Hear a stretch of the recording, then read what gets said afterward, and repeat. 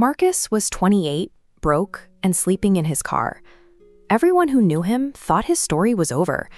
But 18 months later, he was signing a contract worth more than the salary of the man who fired him.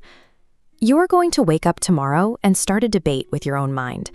You'll tell yourself you're too tired, or that you'll start on Monday. Before the car, Marcus followed the standard script. He had a corporate job and a routine he believed was permanent. Then the economy shifted. His department was liquidated on a Tuesday afternoon. He spent 6 months in the passenger mindset. He applied for hundreds of jobs and watched LinkedIn updates from former colleagues, waiting for a hiring manager to validate his worth.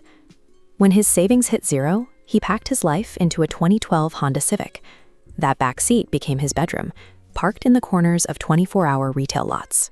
When you realize your entire sense of self was tied to a direct deposit that no longer exists, you see how fragile that identity really was.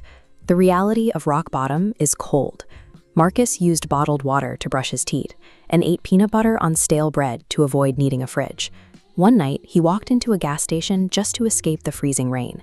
He saw his reflection in the glass of a coffee pot and felt a sudden, heavy sense of disgust. He realized he had spent months waiting for permission to succeed, acting like someone else was responsible for his survival. He stopped hoping for a break and started treating his situation like a conflict he had to win. Marcus stripped away the idea of motivation and replaced it with a set of mechanics he called the war protocol. Rule 1. Eliminate the debate. Your brain is designed to choose the path of least resistance. Every morning, it will try to convince you that the car is too cold and you should stay in the sleeping bag. Discipline is the act of ignoring that voice. When the alarm went off at 5 a.m., Marcus forced himself to sit up before his brain could start the negotiation. Rule 2. The currency of effort. Without money or a network, Marcus relied on the only resource he had left, his time. He spent 12 hours a day in the public library, studying digital automation and media buying. He treated the library like a full-time job, even with 0 clients and no prospects. This chart shows Rule 3, invisible progress. For months, Marcus made $0. Most people quit here, lacking immediate proof. But by day 300, his daily improvements compound. His skills finally met a market that needed them. He became obsessed with the daily process of learning, detaching himself from the need for instant applause or a paycheck. It took 9 months of cold outreach and 4 failed project attempts before Marcus landed his first real client. But by month 18, those small wins had grown into a specialized automation agency.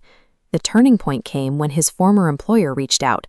Their internal systems were failing, and they needed the exact automation skills Marcus had spent a year mastering in the library.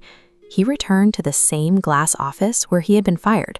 This time, he wasn't there to ask for a job. He was there as a consultant. By solving the company's operational crisis, Marcus gained more leverage over their success than he ever had as an employee. Real security is found in building a specific skill that makes a company's survival dependent on your expertise. How many times have you let a few minutes of laziness derail your goals for the year? You don't need a better economy or a handout to start. You need to stop listening to the excuses your brain makes to keep you comfortable. Staying where you are is a slow decline. The frustration of studying while you're tired is simply the price of moving toward who you are meant to be. Marcus started with a library card and a jar of peanut butter. What is your excuse? Stop waiting for the perfect moment. Type War Protocol Activated in the comments right now to commit to the process. Success is built through immediate action.